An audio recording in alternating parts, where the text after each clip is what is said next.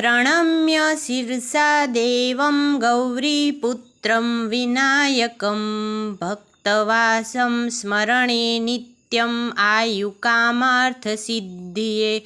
प्रथमं वक्रतुण्डं च एकदन्तं द्वितीयकं तृतीयकृष्णपिङ्गाक्षं गजवक्त्रं चतुर्थकं लम्बोदरं पंचम च षष्ठं विकटमेव च सप्तम विघ्नराजेन्द्र धूम्रवर्ण तथाष्टकं नवम भालचन्द्रं च दशम तु विनायकम् एकादशं गणपति द्वादशं तु गजाननं द्वादशशेतानि नामानि त्रिसन्ध्यय य पठेन्नर न च विघ्नभयं तस्य सर्वसिद्धिकरः प्रभु।